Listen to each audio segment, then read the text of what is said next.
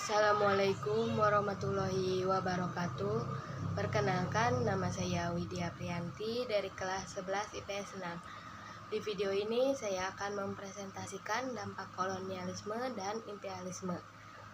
Salah satu dampak kolonialisme dan imperialisme adalah di bidang pendidikan. Tujuan pembentukan sistem pendidikan bagi orang Indonesia sebelum politik etis adalah sekadar untuk menyediakan tenaga ahli yang murah untuk mengerjakan administrasi kolonial. Setelah diberlakukan politik etis, perhatian pada pendidikan semakin tegas. Adanya politik etis memberikan pengaruh positif bagi perkembangan pendidikan di Indonesia. Penerapan politik etis menyebabkan munculnya kaum intelektual di Indonesia. Adanya politik etis, irigasi, edukasi, dan transmigrasi membawa pengaruh besar terhadap perubahan arah kebijakan politik negeri Belanda atas negeri jajahan. Pada era ini muncul simbol baru, yaitu kemajuan. Berbagai kehidupan mulai mengalami perubahan, mulai diperhatikan pembangunan infrastruktur, yaitu dengan adanya jalur kereta api Jawa Madura. Dalam bidang pertanian, pemerintahan kolonial memberikan perhatian pada bidang pemenuhan kebutuhan pangan dengan membangun irigasi. Pendidikan tidak hanya untuk orang Belanda, tetapi juga untuk pribumi dengan persyaratan-persyaratan tertentu. Pada tahun 1900 di seluruh Hindia Belanda tercatat sebanyak 1.169 RUPC Large School atau ELS. Dari ELS dapat melanjutkan ke Stopia, ke Batavia, atau ke Hongerburger School atau HBS. Sekolah guru dibuka di Solo pada tahun 1852.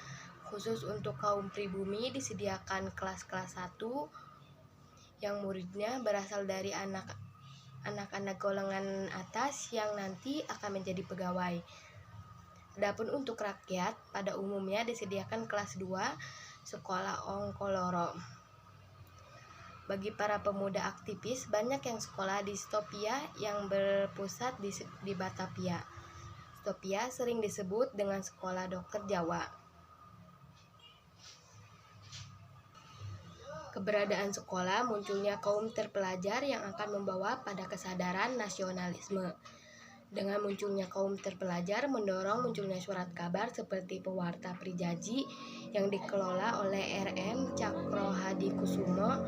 Selain Pewarta Prijaji, juga ada surat kabar The Pranger Bird 1885 di Bandung, Daily Koran 1884 di Sumatera Timur, Makassar Si Koran 1902 di Sulawesi, Blomartani 1855 di Surakarta, dan Bintang Hindia 1902 yang dikelola oleh Abdul Rifai. Dari berbagai informasi yang ada di surat kabar tersebut, lambat laun kesadaran akan pentingnya persamaan kemerdekaan terus menyebar ke kalangan terpelajar di seluruh wilayah Hindia Belanda. Dengan adanya informasi yang terus berkembang, itulah kaum terpelajar terus melakukan dialog dan berdebat mengenai masa depan tanah kelahiran, sehingga kesadaran pentingnya kemerdekaan terus berkembang di puncaknya adalah adanya kesadaran untuk menjadi satu tanah air, satu bangsa, dan satu bahasa.